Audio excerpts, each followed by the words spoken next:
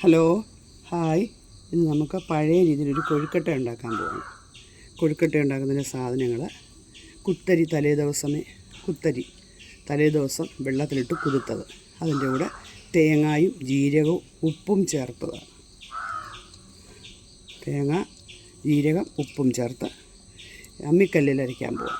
ആ പഴമയുടെ രുചിയായിട്ട് തന്നെ എടുക്കാൻ വേണ്ടിയിട്ട് അമ്മിക്കല്ലിൽ അരച്ച് എടുക്കാൻ പോവാം. ബാക്കി പിന്നെ അന്നേരം കാണിക്കാം. ഇപ്പം ഞാൻ അരയ്ക്കാൻ പോവാം. വെള്ളമൊന്നും ചേർക്കരുത്. അരയ്ക്കുമ്പോൾ നമ്മൾ മിക്സിക്കകത്ത് അരയ്ക്കാൻ പറ്റത്തില്ല. കുത്തരി ആയതുകൊണ്ട് വലിയ ബുദ്ധിമുട്ട് അരയ്ക്കാം, എന്നാലും ശരിക്കാവത്തില്ല. ഇതാവുമ്പം നമുക്ക് കൈയെടുത്ത് അരയ്ക്കാം. പിന്നെ അധികം വെള്ളമൊന്നും ചേർക്കാൻ പറ്റില്ല. ഇടയ്ക്കൊന്ന് കുടഞ്ഞു കൊടുക്കാനേ പറ്റുള്ളൂ. അരഞ്ഞോളും. കരിം തേങ്ങയാണ്, പിന്നെ കുതിർന്ന് അരിയുന്നു. അരഞ്ഞോളും നല്ലതുപോലെ. ഇതൊന്നുകൂടെ അരയ്ക്കാം.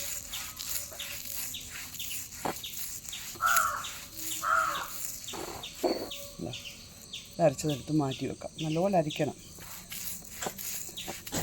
1-2 പ്രാവശ്യം കൊണ്ട് അരച്ചെടുക്കണം. ഇത്തിരി സമയം എടുക്കും ഇത്ര അരിക്കണമെങ്കിൽ. എന്നാലും അരച്ചെടുത്തത് കൊണ്ട് കൊഴുക്കട്ട ഉണ്ടാക്കുന്നത് നല്ല രുചിയാണ്. അരിയും തേങ്ങയും ചെറിയ ജീരകവും കൂടെ അരച്ച് കല്ലിൽ അരച്ച് കൊണ്ടുവന്നാണ് ഉരുട്ടി വെക്കുക. ഇനി ഇത് ഉരുട്ടി തിളച്ച വെള്ളത്തിലിടുക. ഒരു 1.5 ഗ്ലാസ് അരി എടുത്തു. അതിൽ ഒരു തേങ്ങയും ചേർത്ത് ജീരകവും ചേർത്ത് അരച്ചതാണ്. ഒരു 12 എണ്ണം കിട്ടിയിട്ടുണ്ട്. ഇത് നമ്മൾക്കിപ്പോൾ ഇത് ഉണ്ടാക്കി നോക്കി അതിൻ്റെ ടേസ്റ്റ് മനസ്സിലാകും. പക്ഷേ ഒന്ന് മാത്രം സ്കിപ്പ് ചെയ്യുക. കാര്യം അമ്മിക്കല്ലിൽ അരയ്ക്കുന്നത്.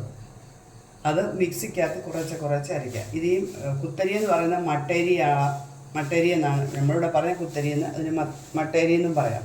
പിന്നെ റേഷനരി ഏറ്റവും നല്ലതാണ് ഇത് ഉണ്ടാക്കാൻ. വെള്ളം തിളച്ചു.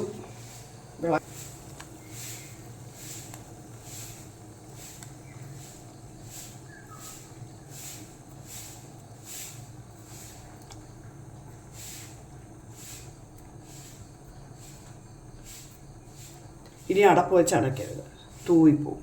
അവിടെ കിടന്ന് വെന്തിട്ട് അതിന് ശേഷം നമുക്ക് കാണിക്കാം. ഈ വെള്ളം കളയണ്ട. അത് നമുക്കിതിൻ്റെ കൂടെ ഒഴിച്ച് കഴിക്കാവുന്നതാണ്. തിളച്ച് വെന്ത് ഇതായിരിക്കുന്നത്. ഇനി നമുക്ക് പാത്രത്തിലെടുക്കാൻ പോവാണേ.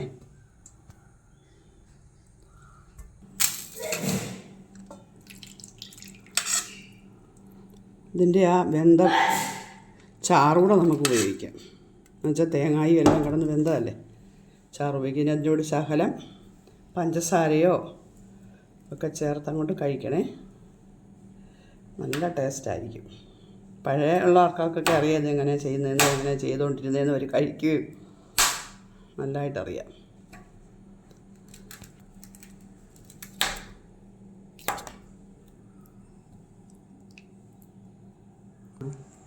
കൊഴുക്കട്ട ഉണ്ടാക്കി എല്ലാവരും കണ്ടല്ലോ.